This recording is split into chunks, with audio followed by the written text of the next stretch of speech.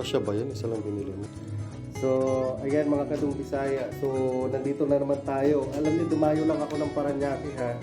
So, ngayon, yung dish natin ngayon, puro naman siya gulay. So, yung first one, ito po siya. Yung ampalaya. Ayan, puro siya gulay kasi kagabi nabili ko to. So, ito yung gulay, ampalaya. Yan. Ampalaya. Yan. Next one, ito naman siya, yung sitaw. Yan o. Sitaw with sardinas. Diba? Kaya huwag kayong maarte dyan. Yung mga nag-inarte dyan, alam ko kumakain kayo dati ng sardinas ha. Saka with sitaw. Masarap yan na may sardinas. Tapos yung sunod naman, ano ba tawag dito? Ito naman talong, fried talong. Yan o. Fried eggplant. Masarap yan. Isaw-saw natin dito sa suka. Sa toyo. Ayan o. Yan. Yan. Diba? Ang dami. Food trip. Tapos, ito naman, meron pang isa. Sayuti naman siya. Anong ano dito? Ha? Itlog ang paggaluto mo dito? Ilang sa lito? Ano? Sana hindi lang mapanis. And the last one is the chicken inasal. Ayan. Hindi talaga mawawala. Ito mo sa sawan. Ano to siya? Matamis kasi yan. Matamis. Oo nga pala yung ano to. So, start na tayo lumapang mga kadong Bisaya. No? Dapat healthy. Yung pagkain, puro karne. So, ito naman yung chicken. Chicken, kanin, ano ba naman yan? Sabi ko gutom lang ako. So, diba yung rice. So, ayan mga kadong Bisaya, masarap siya. So, ang unahin natin dito yung pakpak. Ayaw ko na ng puro na ito, pakpak. Para lumitan tayo mamayang gabi. Diba? Yung mga nag-inati dyan, hindi kumakain ng gulay, susuntukin ko yan. Wala kayong energy. So, ito ang palaya first. Kunti-kunti lang. Ang palaya. Tapos kuha tayo ng konti naman sa ano ba tawag dito? Sitaw. Niluto mo talaga lahat, no? Buti nga, hindi ko pa nakuha yung lettuce doon kagabi. Dapat may lettuce tayo. Lettuce at saka basta meron yun. Maraming yung gulay doon eh. Oo. Yan. So, konti-konti muna. Okay? Tapos, ito naman talong na fried. Okay? Yan. Saka ano to? Sayuti na may itlog. Twist yun ha, yung may itlog na yun lang makakakain dito. Di ba tayo magpurumot nito? Oh, nilalaga mo tapos yun yung pinakasabak mo. Aba. Kagaling ka. Ayan o, yan yung nagluluto. Oh. Nahihiya lang siya. Pero siya yung nagluto nito. Ngayon, sabi ko ang galing niya mag-experiment ha. Ayan o. So, ito, sayuti with egg. So, ang gagawin mo doon, ilalaga mo muna yung egg. Tapos ito naman yung fried na talong. Ito yung combination niya, yung sausawan. Diba? Tapos meron tayong ampalaya. Meron tayong sitaw with sardinas. And yung chicken. Diba? Kaya wag kayong kung mag-inarte, kumain ng food. Sige na, start na tayo kumain.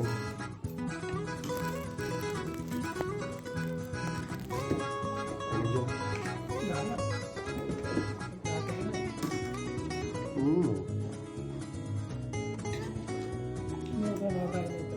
Ano pa? Ano pa lang?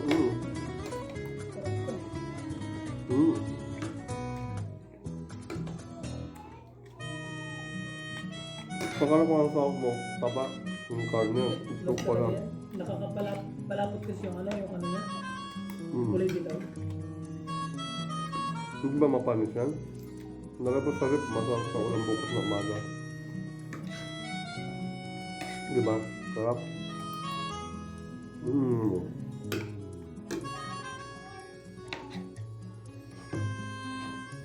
Saw-saw sa tuyo.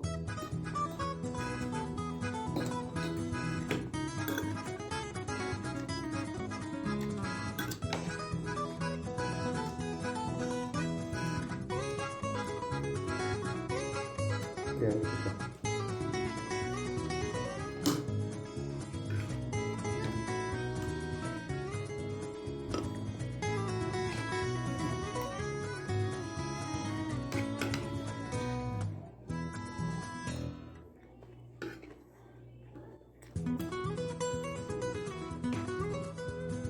Kaya, dapat yung mga anak nyo pinapakain nyo ng gulay. Sulit kumakain ng gulay. Dapat pinapakain mo ng gulay kasi masustansya yan. Tingnan mo yung sila Pablo. Pakain nyo ng gulay.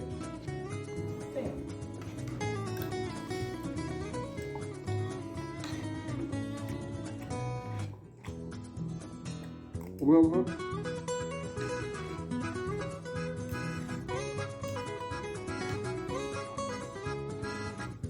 Toto ang palaya din.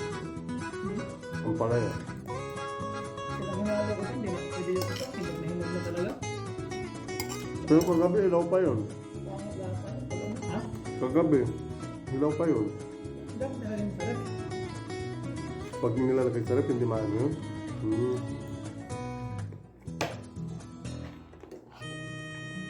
Brown na. Parang hinalo.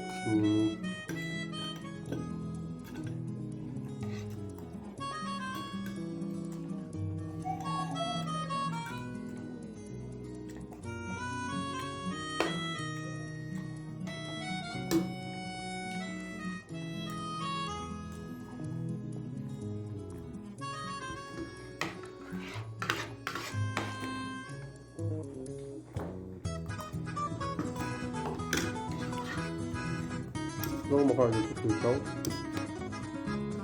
Sarap ko sa probinsya. Probinsya, masarap yan. Marami sa mga ako. Lalo na pag may init pa. Sarap nito.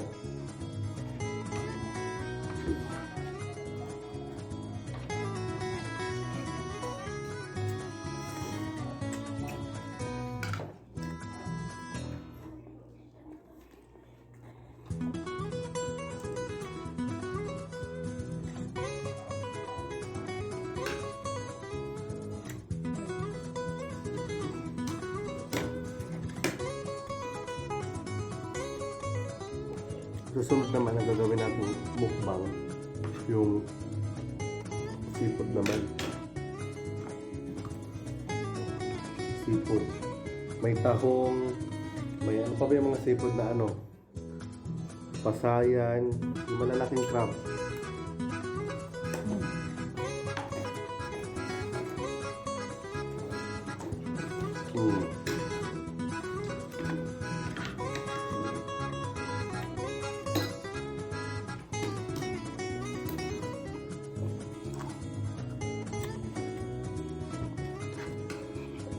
Sarap ng gulay. Ano oras mo niluto yan? Ending. Mga member sana. Iwan eh.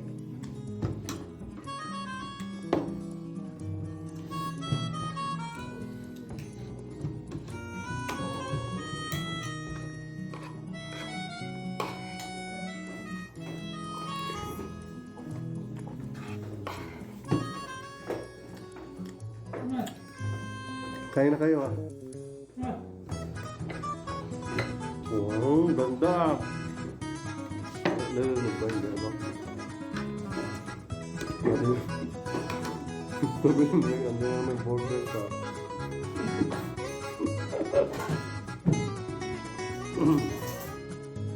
Kasi nakikitulog lang ko dito. Kaya sasabihin namin kaya dito na naman yung border. No?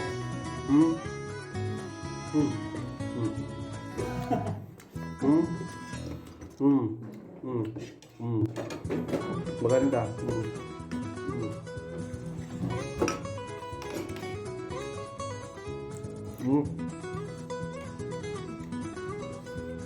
Good for the skin.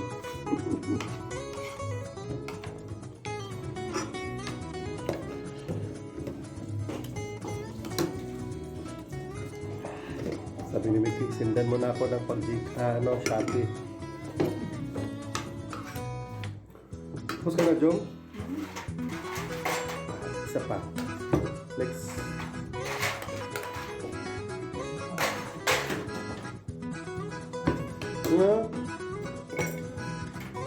Gulay, kain ng gulay, pampahaba ng buhay. Ang pampalaya masarap. In fairness.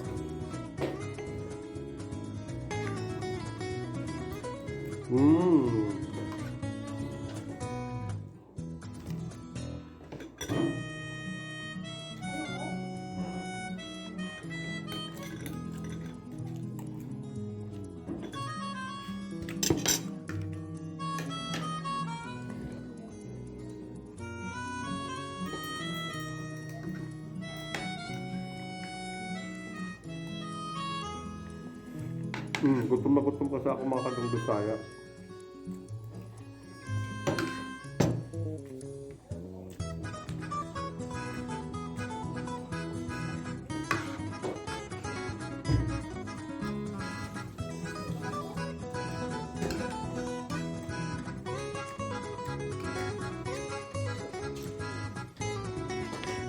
Kaya dapat kayo mga kadong Bisaya ang papakain sa mga anak niyo yung mga masusustansyang pagkain. At least,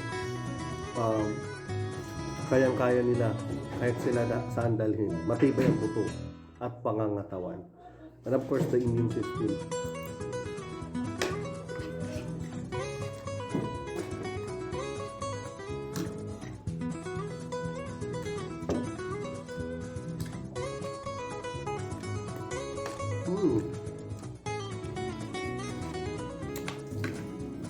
Nawawala yung pagdadayet.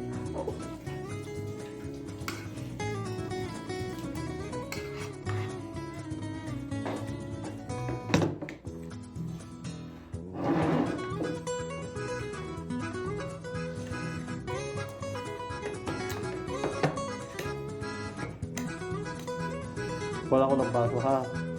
Yan.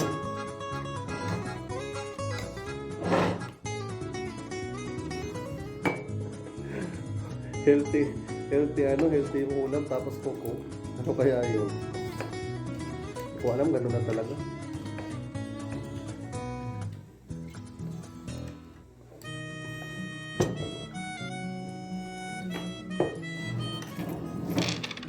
How much? Pabibilin ko siya kasi kulang ata yung cook. Wait lang.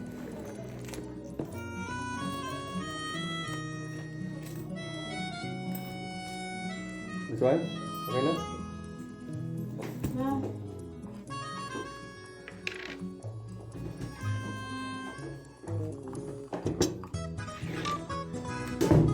Pinabili ko siya kasi ayaw ko na mabitig.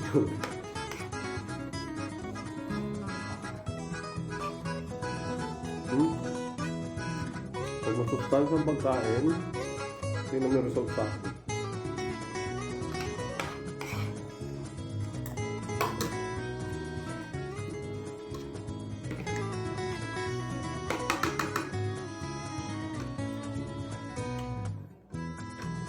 Masarap.